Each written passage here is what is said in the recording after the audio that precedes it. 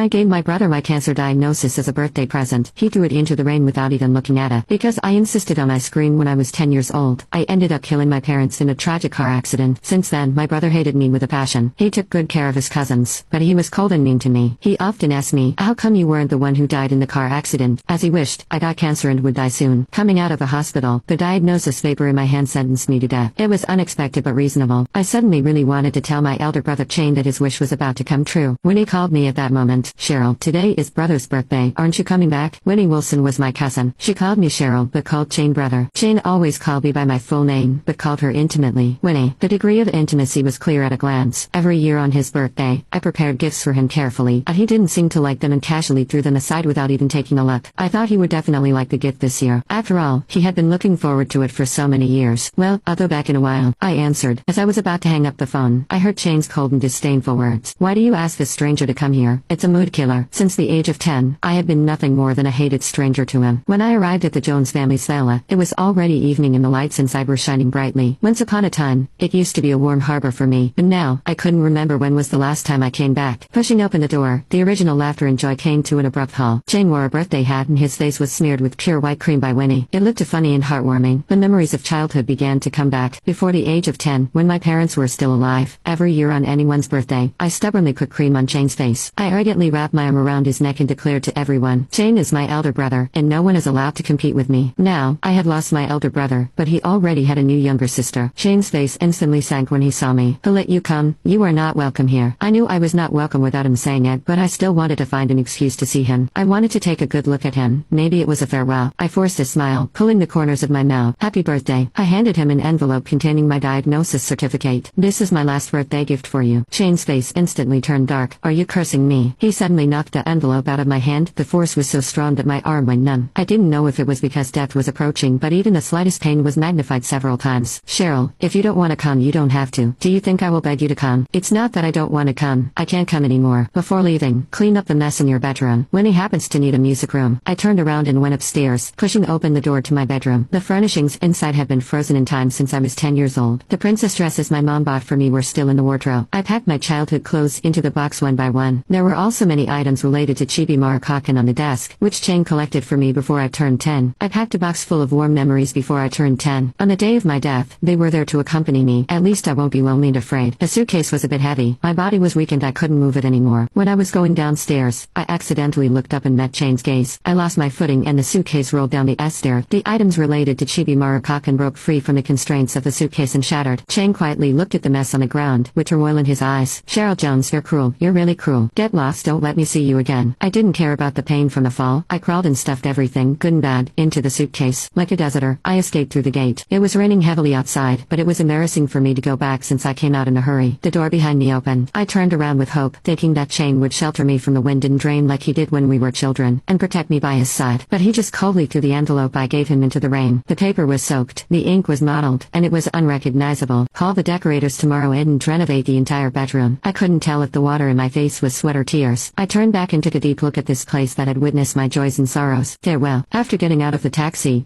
the rain outside was still drizzling. In the community, it was dark with only warm light shining from the residential buildings in the distance. After getting wet in the rain, I felt dizzy and cold, with my stomach churning. The house was empty without any sense of home. It's okay, I still have them. I opened the suitcase and took out the things inside one by one. The items related to Chibi Marakakan had been damaged, and even the princess dresses were wet. I didn't cry when I knew the diagnosis, nor did I cry when I was kicked out by Shane, but now, I couldn't control myself anymore. I curled up on the sofa, tears flowing like a bursting flood. I always greedily wanted to hold on to the warmth around me, but in the end, I struggled in vain. I still vividly remember the sympathetic look from the doctor. Cheryl, spend more time with your family, do what you want to do, and don't have any regrets. But I had long lost my family. In my life after the age of 10, only regrets remain. In a half-awake state, my stomach hurt uncomfortably. Before I could even run to the bathroom, I vomited a mouthful of blood. The bright red blood stung my nerves, as if it were the car accident from years ago. Back then, my brother and I were protected by our parents, surrounded by a sea of bright red blood. My parents had long been silent. I was scared and cried loudly. My elder brother tightly held my hand and said, Cheryl, brother is still here, don't be afraid. He sang to me and told me stories. After being rescued, I still held his hand tightly and followed him closely. His leg was injured, but he still gave his hospital bed to me to sleep on even when he was on the trip. He sat aside and accompanied me. How does my dear brother, who used to take care of me so much, disappear in the following years? The blood awakened my terrible memories. The strong facade I put on during the day collapsed in an instant. I trembled as I picked up my phone phone, hoping to find some comfort. The phone was answered, but it was Winnie's voice that came through. Cheryl, please, can you stop bothering brother? You caused him to lose his parents, but you can't help him with anything. Can you please stop causing him trouble? I stood still, stunned, as the phone was hung up. At some point, it turns out that in his heart, I am just a troublemaker, a harmful person. I used to be the baby he held in his hands. He gave me my name, saying that he would treat me well for a lifetime. Feeling alternately hot and cold, my consciousness became a bit hazy, and I fell onto the sofa. In a daze, a familiar figure broke in and anxiously and gently picked me up. His embrace was so warm. A deep and pleasant voice sounded in my ear. Cheryl, wake up, little dear. The sun is shining on your butt. I struggled to open my eyes, only to see the cold rental room. The conspicuous blood on the floor and the tightly closed door reminded me that everything just now was a dream. It was just a dream made by a dying lonely person. The day had already dawned. I touched my forehead and it was still very hot. I went to the hospital with a stiff body and was scolded by the doctor. With your body you dare to get caught in the rain. Do you still want to live? Although he had a stern face, I felt the long-lost warmth. The doctor asked me to stay in the hospital for 2 days for observation. When I went to go through the admission procedures, I coincidentally ran into Chang. Although he was wearing a mask, I still recognized him at a glance. He also saw me, and a hint of surprise flashed in his eyes.